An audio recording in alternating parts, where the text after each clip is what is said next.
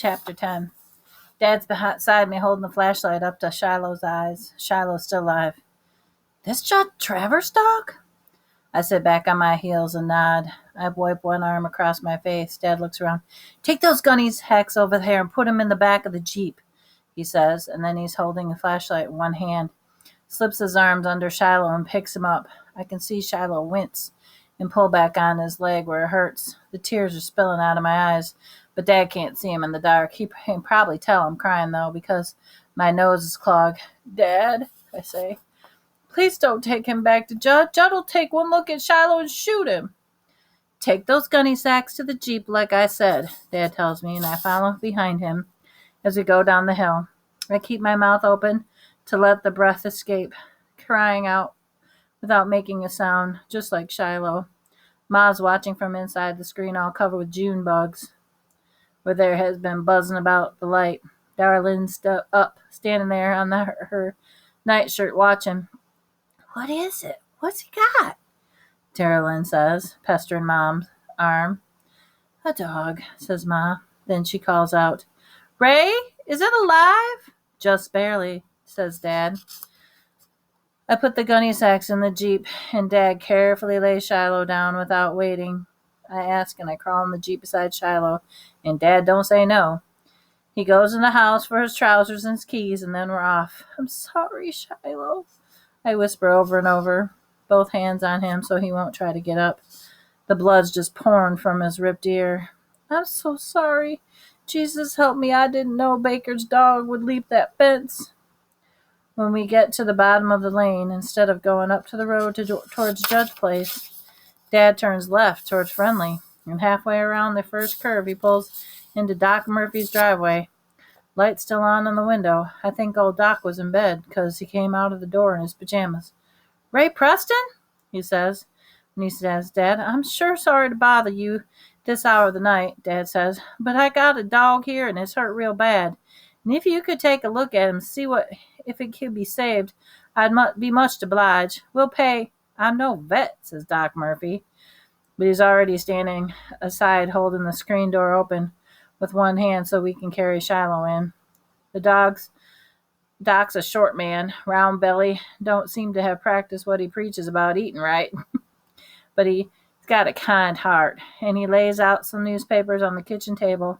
I'm shaking so hard I can see my own hands tremble as I keep one on Shiloh's head and the other on his front paw. He's sure bleeding good, I can tell you that, Doc Murphy says. He puts on the stethoscope and listens to Shiloh's heart. Then he takes up the flashlight and shines it in the dog's eyes, holding each eye open with his finger and thumb. Finally, he looks at the big, ugly wound on Shiloh's hurt leg, torn open right to the bone. The bites around Shiloh's neck and the ripped ear, and I turn my head away and sniffle some more. I'll do what I can, says Doc. The thing we got to worry about here now is infection. That leg wound is going to take 20, 30 stitches. What happened? I figured Dad's answer for me, but he don't. He just turns to me. Marty? I swallow. Big old German shepherd chewed him up. Doc Murphy goes over to the sink and washes his hands. Baker's dog? Every time that shepherd gets loose, there's trouble. He comes back to the table and takes a needle out of his bag, fills it full of something to make Shiloh numb, maybe. This your dog, son? I shake my head. No. He looks at me and then Dad. Dad still won't say nothing, making me do all the talking. Well, the doc leans over Shiloh so slowly and inserts the needle in his side, and I get up the nerve. It's Judd Travers' dog, I tell him. I got to start practicing the truth sometime. Judd Travers? This dog, he's missing? How come you brought it in? I had him, I said. Doc Murphy sucks in his breath. Then he lets out a little time. Phew, he says, and goes about his work. Don't know how long we were there in Doc's kitchen, Dad standing over against the wall, arms folded with me and my hands cupped over Shiloh's head while Doc Murphy washes the wounds and dresses them and starts stitching the skin back up. Once or twice I feel Shiloh jerk, like it hurts him. But when he lays too still, I don't know if he's because he's numb or he's dying. The next 24 hours we'll know if this dog's going to live, says Doc. You check with me tomorrow evening. and we'll have some idea then. I can keep him here for a day or two, Ray. Then if he makes it, you can take him home. I put my face near Shiloh again, his mouth next to his ear. Live, Shiloh, live, I whisper.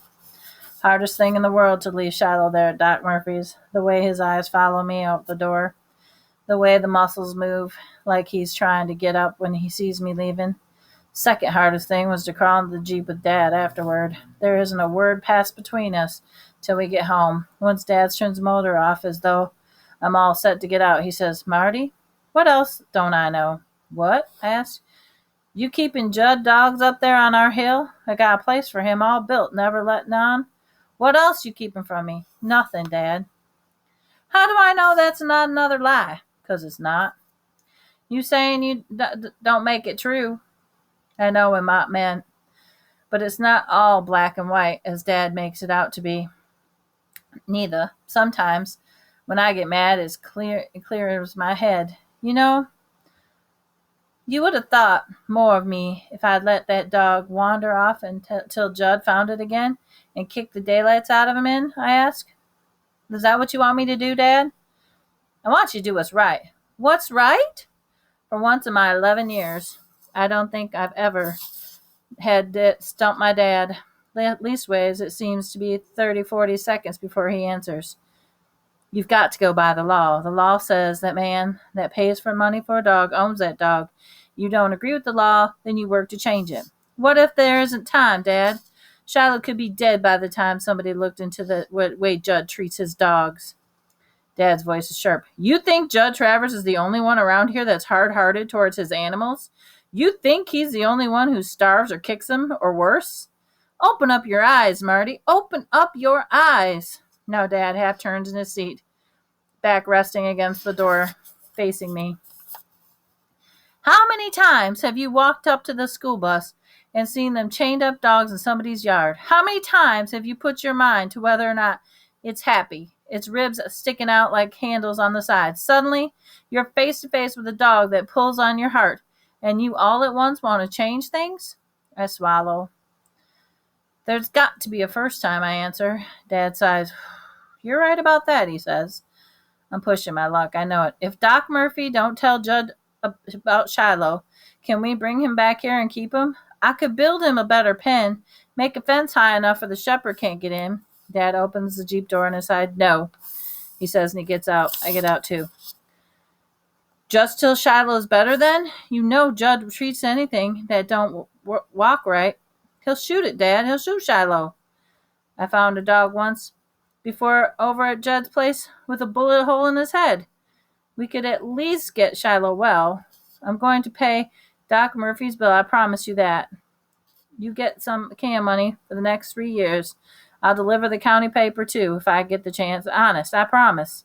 Dad studies me. You can keep him here till he's well, and that's all. And then we're taking him back to Judd. And he goes in the house. My heart starts pounding again. Thumpity, thumpity, thumpity, thump. There's still time. I'm thinking Shiloh's still alive. I ain't licked yet.